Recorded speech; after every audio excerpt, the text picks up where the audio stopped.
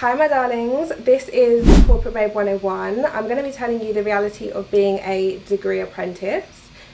All the tea, all the questions that you have, I'm hopefully going to answer by the end of this video. Because I know that there's a lot of things that I was concerned about when I was deciding if I wanted to do a degree apprenticeship or not.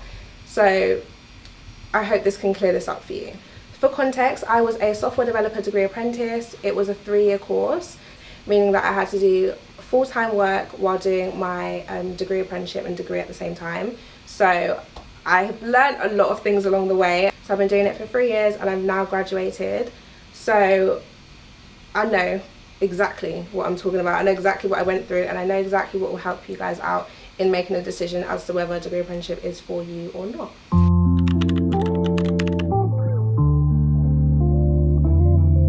So first thing being how responsible you will be for your whole apprenticeship, pretty much. I mean that in the sense that you will basically have to act as the middleman between your university and your employer. Because a lot of the time your employer doesn't actually know what obligations you have and requirements you need from your university. And vice versa, your university doesn't actually know what you really get up to at work. They only know what you tell them and what they're told that you get up to at work. So yeah, a lot of the time you're going to act as a middleman. You're going to have to navigate meetings. You're going to have to set up meetings, set up calls. You're going to have to check that, your grades are put in correctly. You have to be very, very on top of it. And as well as that, be very, very responsible for your work as well. If you're out of office, you need to make sure that you've done handover so that somebody else knows how to fulfill your role while you're not there. And if you're not at the stage of handover yet, you need to make sure that you're clearly communicating that you're going to be off. Things as simple as an automated email to mention that you're going to be out of office. These are all the small little things that you have to be responsible for to be very successful on both ends of things. For my structure, we would have quarterly reviews, meaning that we would have a meeting every quarter, every end of the quarter, with both my line manager and my university. And a lot of that coordinating had to be done by myself. If I didn't set that up, that means I would have no feedback, no pointers for that whole next quarter. And again, as an apprentice, that is a necessity. You need to know where your weak spots are throughout the quarter on both university and work, so you can make sure you're working to fulfill that in the future. So you need to understand, firstly, how responsible you're going to be for your apprenticeship. Second, I didn't know how responsible it would have to be when it came to tracking what I did and tracking my work.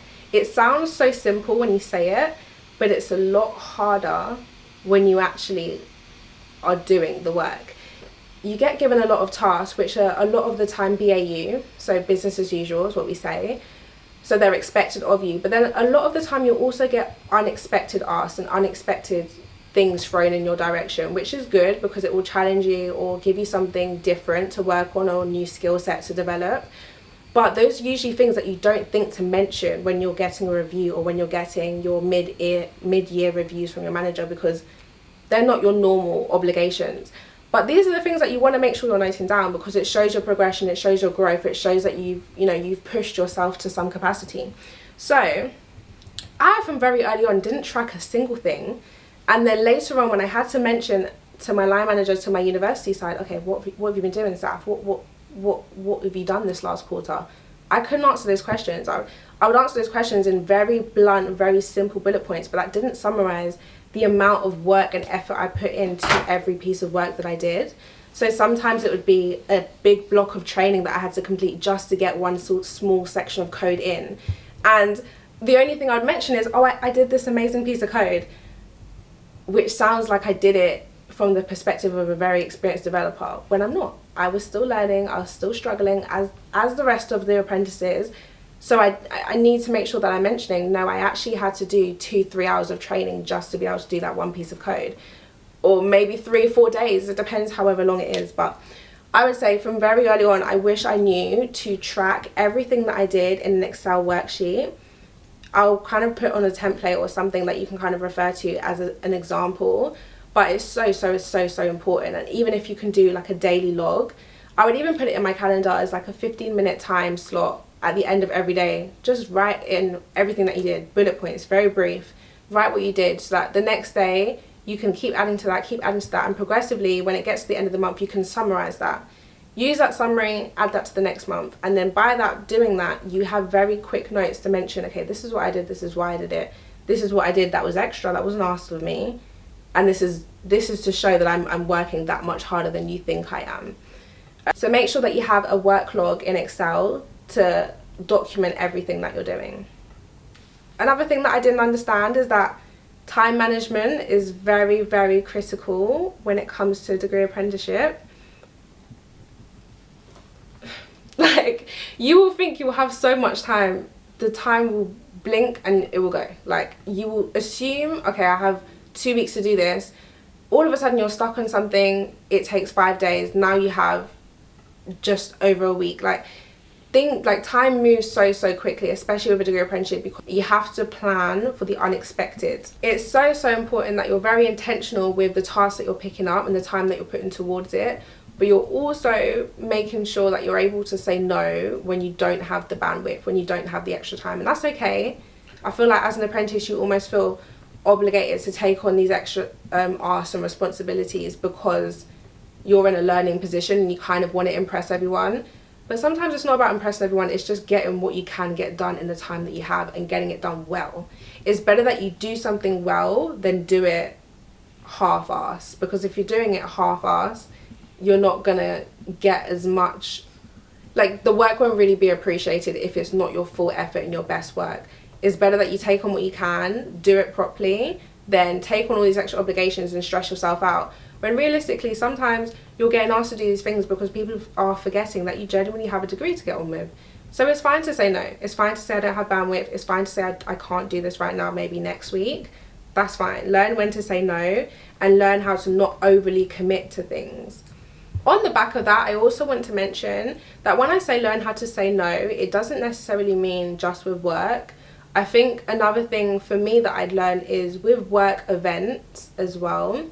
I think the UK has a big thing on like drinking culture, which is fine, but I think in that context as well, learn how to say no. Like if it's not your night for that, if you don't have the bandwidth, if you don't have the time, you have things to do tomorrow, you have university, because university days for apprentices are usually on a Friday.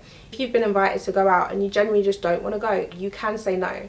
Don't get me wrong, like work events are very, very important to build work relationships, but it's not, again, it's not a must. You can build work relationships. You can show up. You don't necessarily have to drink. If you don't want to drink, if you're not feeling a drink, say no. Like literally say no.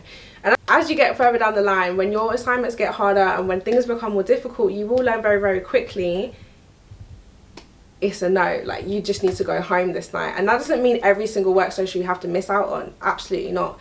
But pick and choose which battle. Like, pick and choose what day you're going to go on the social. Plan it. Make sure you plan your revision around it. It's not an obligation to go to every single one, and you shouldn't feel that way. And if you are going to work socials and you don't feel like drinking, don't also feel like you're obligated to drink. You can say no in that context as well. So I think that's another important thing to note, because I think the drinking culture in the UK is actually a very big thing, especially in corporate. So yeah, and also if you are drinking at these events, it should never be drinking to get drunk. It should be drinking to have a drink or two maximum. I don't care what your alcohol tolerance is. It should never be drinking to get drunk at a work social. It's not the environment for that. Another thing for me was just learning how to ask the stupid questions. Honestly, just ask the questions, because at the end of the day, if you don't understand what you've been asked, then you can't deliver. And that's the most important part. Your performance, how you deliver it, the task you're actually doing, the quality that you're producing is the main purpose, the main point. If you don't understand what you're doing, you can't possibly do well. You can't possibly understand what's required of you for the task. So ask the stupid questions, big or small. And a lot of the time, I know for me, I realized very early on, like, I wouldn't ask the silly questions because I thought, oh no, like, everyone's moving fast paced, nobody else is asking those questions.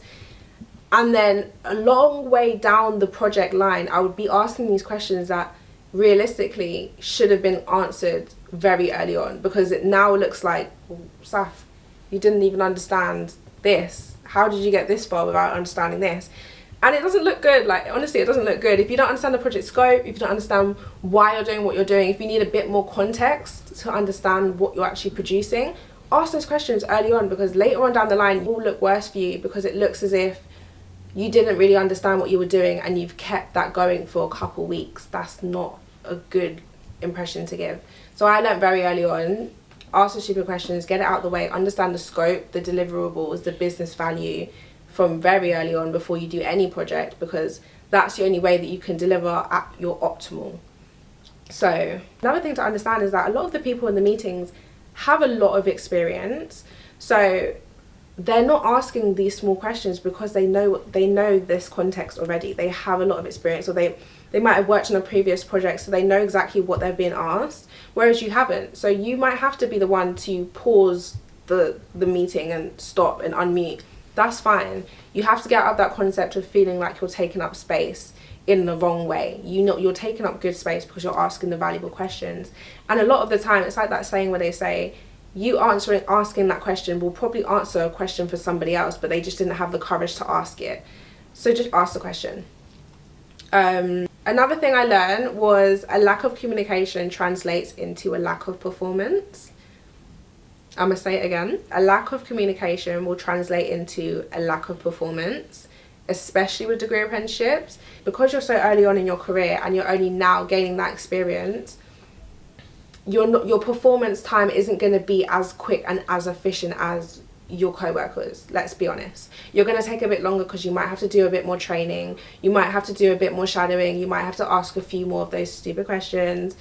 It's going to take you longer to produce things at first. So the biggest thing there is just making sure that you're able to communicate that to your team lead, communicate that to your manager, because they won't know. If you don't say anything, they'll just assume you're not doing your work. If they can hear, oh, I was stuck with this bug and I couldn't understand how to fix this, so I reached out to this person and then this person helped me with this, and then now I understand this, and now I'm trying to do training on how to implement this, and I tried to implement this but I'm stuck on a bug, could you help me fix my coding error? If you're able to communicate the kind of setbacks that you get along the way, it shows to your manager and your team leads or whoever you're working with even more that you're really trying your best to get around it. And it also shows a lot of initiative on your part, that you're doing your best to do so without running to them for help. And I know that, you know, team leads and stuff, they love to see you take initiative, they love to see you go and reach out to people yourself and figure it out by yourself. Doesn't mean that you can't go to them to, you know, seek help, but a lot of the time, if they're your first stop every single time, it looks as though you don't try and you don't put in effort and you can't handle challenges by yourself. So yeah, a lack of communication is equivalent to a lack of performance. Make sure you're communicating pros or cons, positives or negatives. This went well, this went well, this went well, but also this didn't go so well, so I have to spend some time on this. I'll produce this by this time. Communicate. Literally, you have to communicate. So another thing that I didn't really understand was career clarity. So I know that for me, I knew I was an apprentice, but that's it. All I knew was I was an apprentice. I didn't know what the next step was. I didn't know what my next, you know, what I was really striving to after my degree apprenticeship. And I think I sat in that a bit too comfortably for a bit too long. So what I would say as advice to you is have good career clarity as to what your next step is. Where do you want to go from here? What's your goal? And I know it's that generic, where do you see yourself in 5 years question that nobody wants to answer. But the reality is, where do you actually, like, where are you going to be? Where do you actually see yourself in 5 years? Because that might determine whether you need to take on more of these projects that will cater to those skill set, or take on more of those projects to that skill set. And if you're in a position where, you know, similar to me, where I didn't really know whether I sat more in the development realm or more in the business analyst realm, then you might need to take on projects with both so that you can see which one you prefer along those 3 years. It's no point doing 3 years of the same thing and then not enjoying it and then not communicating that you don't enjoy it. So having good career clarity with your manager, so just literally put in a meeting and understand, okay, I'm here, where do I get to get to here? If I don't know where I want to get to, how would you advise me to go about this over the next X amount of months? And create a plan, like have an idea in mind as to where you're going to be, because in that way I feel like you're working with intention. You're not just working to work and get by with the days and get your degree. You're working with intention, and that's very important when it comes to corporate. Another thing that I put was feeling inexperienced. yeah, I just feel like as a degree apprentice, I think this is something that other apprentices can really resonate with as well. You will feel very, very inexperienced for like the better half of your degree apprenticeship, if I'm being so completely honest. I know that's how I felt. And I understand, like, I completely understood. I was jumping from sixth form to the working world. It wasn't like I was jumping from sixth form to university. Like, the jump from sixth form to university can also be big, but the jump from sixth form to full-time work is something that no one ever prepared me for, and there was no way to prepare for it, sorry, because degree apprenticeships were still new at the time when I'd started. So honestly, there was no way to really prepare me for that jump. So I feel like going from sixth form, where I was very confident in what I was doing, I understood what I was talking about and I understood how to answer my questions and people would come to me for help, to then go into a complete different environment switch where, if we're being honest, my counterparties are all maybe double my age or if that.